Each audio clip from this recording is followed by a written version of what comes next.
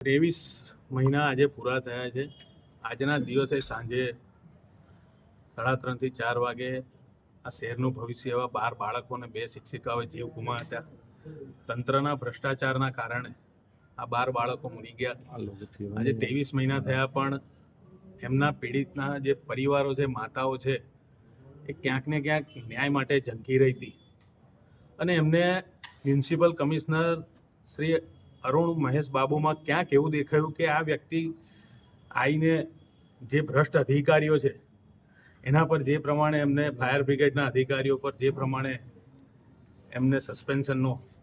જે હથિયારું કામ્યું, ત્યાંથી આ પીડિત પરિવારને આશા જાગી કે અમને પણ ક્યાંક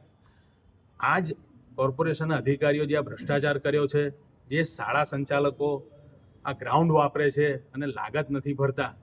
એ બધી જ બાબતને પ્રશ્નોની ચર્ચા કરી છે અને કમિશનરશ્રીએ જે તે વિસ્તારના ડેપ્યુટી કમિશનરની હાજરીમાં જ કડક ભાષામાં સૂચના આપી છે કે જે આપણા કોર્પોરેશનના નીતિ નિયમ પ્રમાણે જે આપણે લઈ શકીએ છીએ, જવાબદારીથી જે આપણે એક્શન લઈ શકીએ છીએ, એક્શન લેવાના અને દર અઠવાડિયે પીડિત પરિવાર અને આશીષભાઈ સાથે બેઠક કરીને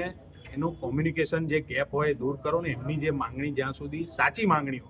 જે પૂરી થાય એ રીતનો એક અભિગમ અપનાવો. કારણ કે આજે માતાઓએ એવું કહી દીધું છે કે આજે 23 મહિના પૂરા થયા, આવતા મહિને 2 વર્ષ પૂર્ણ થશે, તમે કહેતા હો તો અમે અહીંયા જ આજથી જ અહીંયા ભૂખ હડતાલ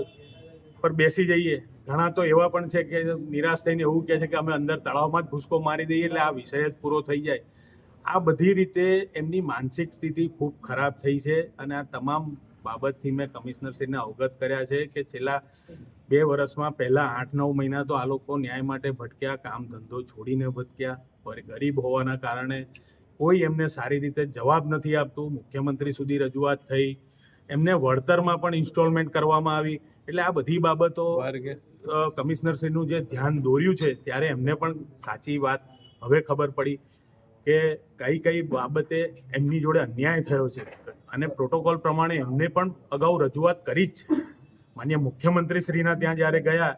ત્યારે માન્ય કમિશનરશ્રી નવા જ હતા, એ તમામ બાબતોથી હરણી લેક ઝોનમાં શું થયું છે ભ્રષ્ટાચાર એનાથી અજાણ હતા. પણ આજે અમે 2 વર્ષના સમયગાળામાં તમામ જે અમારા દ્વારા લેવામાં આવેલા પગલાં હતા, જે આ પીડિત પરિવારો જે બધું કીધું હતું કે અમારી જોડે આવું બન્યું છે અને આ લોકો અમને સિક્યોરિટી આપ્યા પછી પણ નાયબ મુખ્યમંત્રીશ્રી આવીને કહીને ગયા હતા ચમરબંધીને નહીં છોડીએ અને ક્યાંક ને ક્યાંક તમામ લોકો કોટિયા બંધુના બધા જ આરોપીઓ અત્યારે